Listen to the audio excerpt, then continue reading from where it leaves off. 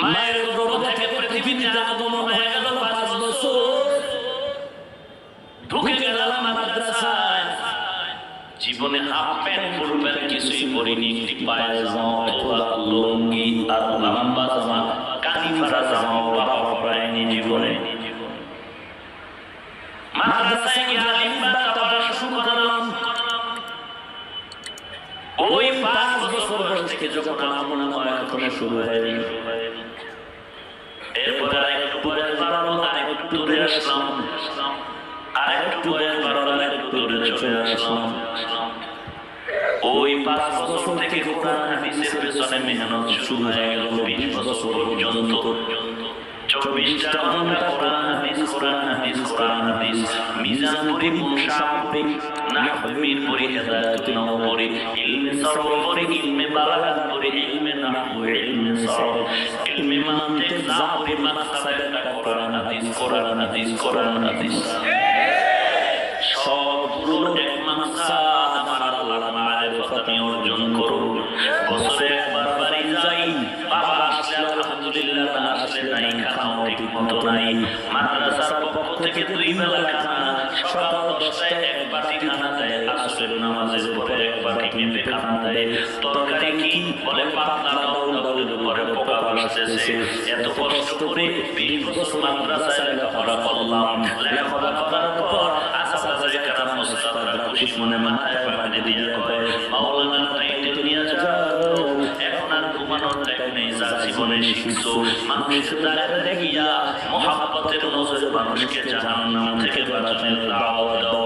আজকে বরিশাল মাহফিল, কালকে ফেনীতে মাহফিল, এরকম উম্মত এইভাবে দৌড়ায় দৌড়ায় খানা নাই, ঘুম নাই, কষ্ট আর কষ্ট।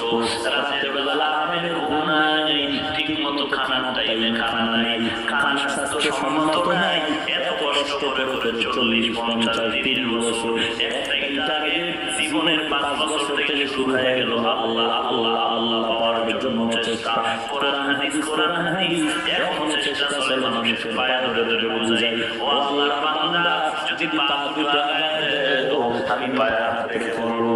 নামাজ ছাড়িও না, স্কুলে পড়ো, টুপি পড়ো, স্কুলে পড়ো, নামাজ ছাড়িও না, কলেজে পড়ো, নামাজ বাদ দিও না, ব্যবসা করো, নামাজের সময় নামাজ আদায় করে নাও। এরে বান্দা, তোমার মতো কত বান্দা যুবক ইংরেজি পড়ুয়া, রেল আর্মি, পুলিশ, বিডিআর নামাজ বাদ দেয় না, তুমি কেন পারবে না? তোমার মতো যুবক স্কুলে পড়ে নামাজ ছাড়ে না, বলো তুমি কেন পারবে না? এত মায়া লাগায়, কত বিনয়ের সাথে পায়ে ধরে ধরে কথা বলি রে বাবা। এরে নবীর উম্মতের দল, জিন্দেগিটা দিনের রাস্তায় রাস্তায় ফিকির নিয়ে চলতেছি। এখন ঢাকার শহরে কোনো এক মসজিদে জুমার নামাজের জন্য চলে গেলাম। কমিটির লোকেরা বসলো, বয়ান শুনলো, ভালোই লাগলো। সব ওকে হয়ে গেল।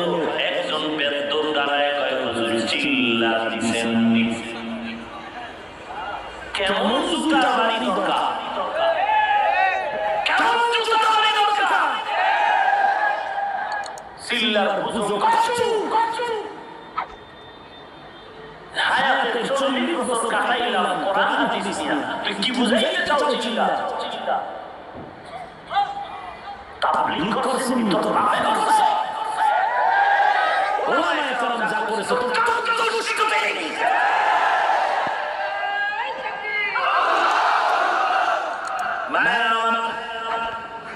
কিছু জিনিসের মূল আছে, মূল আগুনের মূল ঠান্ডা, বোবার মতো কি না বুঝতে ঠিক, আগুনের মূল ঠান্ডা।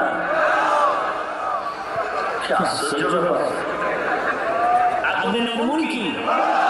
আগুন বলে কি বলতে হবে? গরম না, মানুষ বুঝে ফেলবে গরম। আগুন বললেই গরম, আগুন বললেই বুঝবে মানুষ গরম, বরফ বললেই বুঝবে গরম। ঠান্ডা মাওলানা বললেই বুঝবে মূর্খ, আলেম মাওলানা বললে যেমন বুঝবেন আলেম, আলেম বললেই বুঝবেন পুরাটাই তাবলীগ।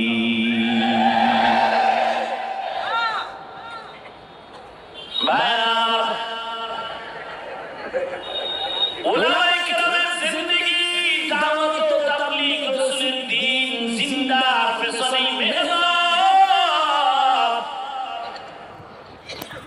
এর নবীর উম্মত এই জমিনে তাবলীগ নিয়ে যত মার্কেটিং, যত দ্বন্দ্ব, যত বিদ্বন্দ্ব, যত প্রশ্ন, সব কিছুর জবাব দিয়েছেন উলামায়ে কেরাম। এর নবীর উম্মতের দান। তবে সাইফুলের তাবলীগের ক্ষেত্রটা কেমন? ইলিয়াস রাহমাতুল্লাহ আলাইহি বলেছেন তাদের জন্যই সাইফুলের খেদমত। যারা সংসারের ঝামেলায় পড়ে তোমরা কোরআন হাদিস শিখতে পারো, ব্যবসার ঝামেলায় পড়ে কোরআন হাদিস শিখতে পারো নাই, তোমরা ফাঁকে ফাঁকে 3 দিন 40 দিন 1 বছর 6 মাস 1 মাস সময় দিয়ে একটু দিনের কাজে বের হয়ে যাও, নামাজ রোজা কোরআন হাদিস কালেমা ঠিক করার জন্য। আর এগুলো যদি ঠিক করতে চাও একজন আলেমকে তোমার মুরব্বি মানতে হবে। কথা ঠিক কি? মাঠে বাইরে ব্যাঠি। আল্লাহ হেদায়েত দান করুন। আলোচনায় কি বুঝলেন? তাবলীগের বিরুদ্ধে বলেছি। আমার